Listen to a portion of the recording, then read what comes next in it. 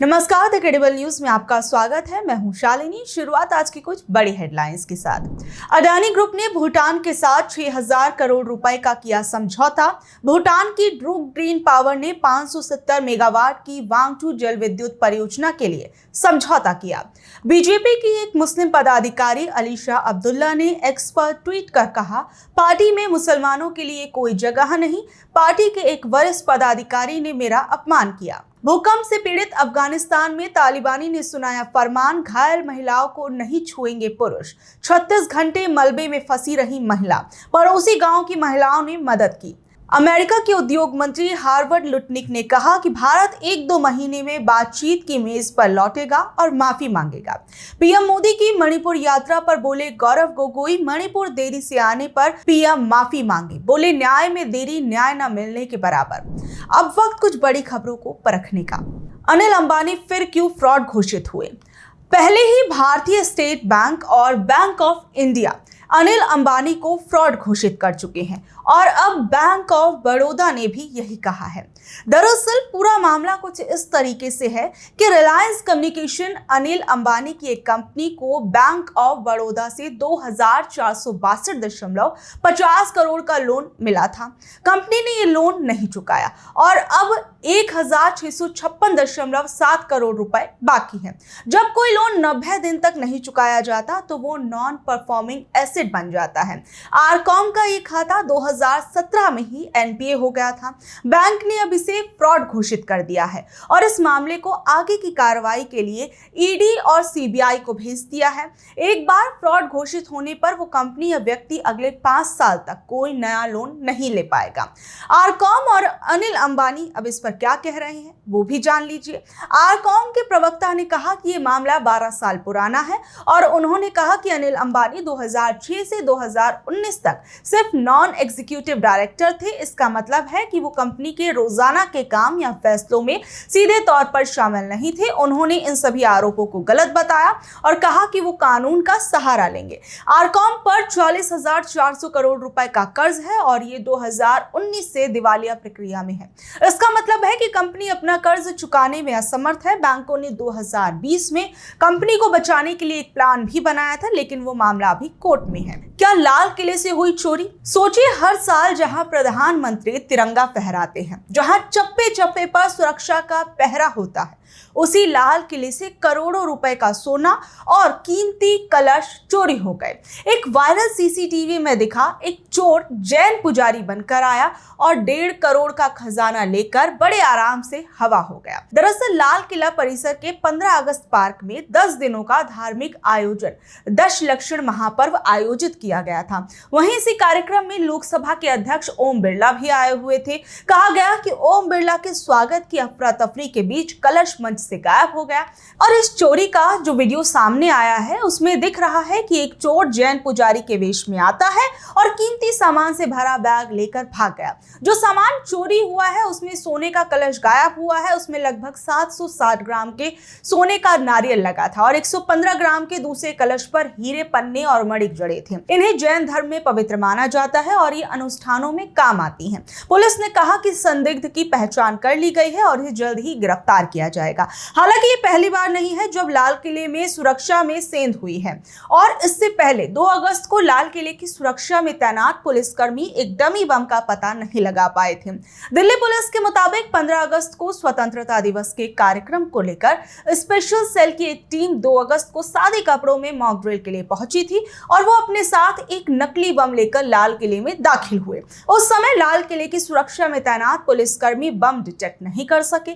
पुलिसकर्मियों को सुरक्षा में लापरवाही बरतने के कारण निलंबित कर दिया गया। एसआईटी ने वनतारा की जांच क्यों शुरू की? सुप्रीम कोर्ट ने गुजरात के जामनगर के अंदर Vantara wild life rescue centre की जांच के लिए एसआईटी बनाई है। इस टीम का नेतृत्व सुप्रीम कोर्ट के पूर्व जज जस्टिस जे चलमेश्वर कर रहे हैं। ये जांच 2 जनहित याचिकाओं के आधार पर शुरू की गई है।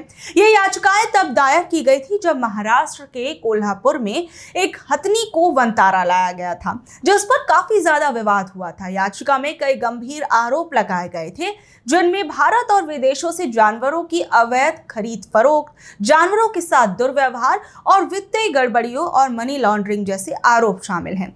4 दिसंबर को एसआईटी ने वनतारा का दौरा शुरू किया था, जिसे आज खत्म होने की बात कही गई थी। ये टीम कई मुद्दों की जांच करेगी, जैसे क्या वन्यजीव संरक्षण अधिनियम 1972 और चिड़ियाघरों से जुड़े नियमों का पालन हो रहा है, क्या जानवरों को खरीदने बेचने के लिए अंतर्राष्ट्रीय कानूनों का पालन किया जा रहा है, क्या जानवरों के पालन पोषण, इलाज और देखभाल के मानक सही हैं। इसके अलावा टीम मौसम, पर्यावरण, पानी के दुरुपयोग और जानवरों के अंगों के अवैध व्यापार जैसे आरोपों की भी जांच करेगी।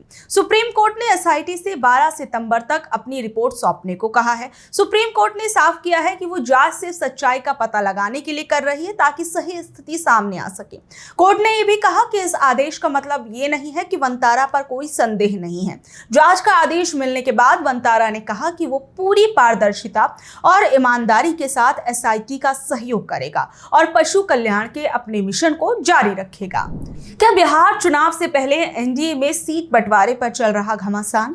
बिहार में अगले विधानसभा चुनावों से पहले एनडीए में सीट बंटवारे को लेकर काफी खींचतान चल रही है, जिसमें सबसे बड़ी समस्या मुख्यमंत्री नीतीश कुमार और उनकी पार्टी जेडीयू के रुतबे को लेकर आ पड़ी है। सबसे पहले समझिए 2020 और 2025 के चुनावों में क्या फर्क है। 2020 के चुनाव में एनडीए ने खुलकर नीतीश कुमार को मुख्यमंत्री का चेहरा घोषित किया था। जेडीयू को 115 सीटें मिली थी और बीजेपी ने 110 सीटों पर चुनाव लड़ा था और जेडीयू को बीजेपी ने अपना उस वक्त बड़ा भाई माना था।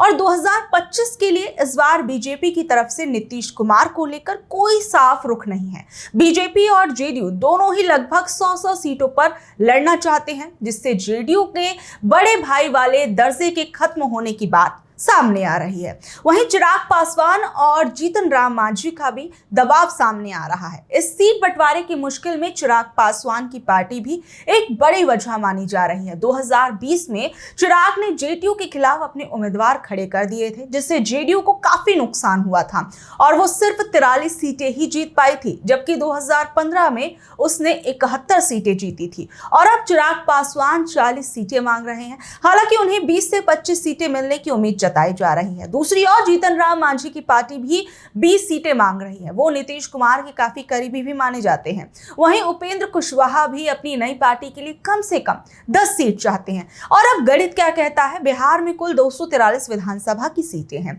और अगर बीजेपी और जेडीयू दोनों 100 सीटों पर लड़ते हैं तो बाकी सहयोगी पार्टियों के लिए सिर्फ 43 सीट बचेंगी। तो ऐसे में चिराग पासवान की 40 सीटों की मांग और जीतन राम मांझी की 20 सीटों की मांग पूरी होना काफी मुश्किल नजर आ रहा है और फिर उपेंद्र कुशवाहा के लिए भी सीटें कम पड़ सकती हैं। तो इन सब चीजों से माना जा रहा है कि एनडीए के भीतर अभी काफी ज्यादा तनाव चल रहा है। क्या अखिलेश यादव की गाड़ियों का कटा लाखों का चालान? अखिलेश यादव की सरकारी गाड़ियों की ओवर स्पीडिंग का 8 लाख रुपए का चालान आया है। इस मामले में सपा चीफ ने उत्तर प्रदेश में सीधे तौर पर बीजेपी पार्टी को निशाने पर लिया है। अभी कल ही हमें चालान मिले, हमें अपनी गाड़ी के। तुम्हारा कितना चालान हुआ है? 20,000 की चालान है। बस हमारे सोचो कितना चालान होगा, बताओ है कितना हुआ चालान? तो मैंने अभी बता रहे हैं क्या हुआ कि कल मेरे पास कागज आए कि इतना चालान है, आपको देना है।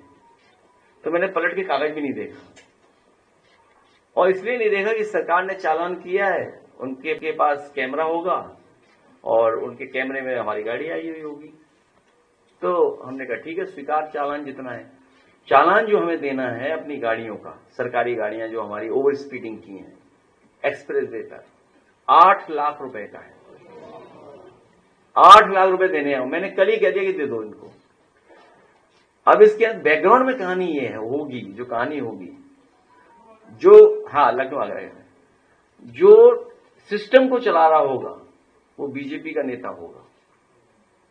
जो कैमरा या जो सिस्टम चला रहा है वो पक्का बीजेपी का होगा। मैं वो ट्रेस करूंगा कि वो बीजेपी का है कि किसका जानबूझ के हमारी गाड़ियों का चालान कटवा रहा है। नहीं, पूरे काफिले का है। मैं कहूँ तो अगर कहो ऑफिस मंगाओ, जरा चालान के कागज मंगाओ, तो बताओ इस बेचारा गरीब आदमी है। हम तो चलो इंस्टीट्यूशन से दे देंगे, पॉलिटिकल पार्टी का है, चलो हम तो पार्टी कार्यालय से देंगे क्योंकि पार्टी से कोई चालान हुए, गाड़ियां पार्टी के नाम पर हैं। क्योंकि सरकार की जो गाड़ियां हैं वो ऐसी ही चल ही नहीं सकते, उसमें जो दी थी हमें नहीं मैसेज मिली, तो हम भी ढूंढेंगे कभी समय आएगा तो। दरअसल प्रेस कॉन्फ्रेंस के दौरान एक व्यक्ति ने अपनी गाड़ी पर हुए 20,000 के चालान के बाद गाड़ी के पार्ट चोरी होने के आरोप के बारे में अखिलेश को बताया, जिस पर अखिलेश ने ये बातें कही। तो ये थी खबरें आज की। कल शाम 7 बजे फिर हाजिर होंगी अगली खबरों के साथ। अगर आपको आज की खबर अच्छी लगी, जानकारी भरी लगी, तो इसे अपने दोस्तों, रिश्तेदारों से शेयर कर ले। कल तक के लिए नमस्कार, शब्बा खैर, गुड नाइट।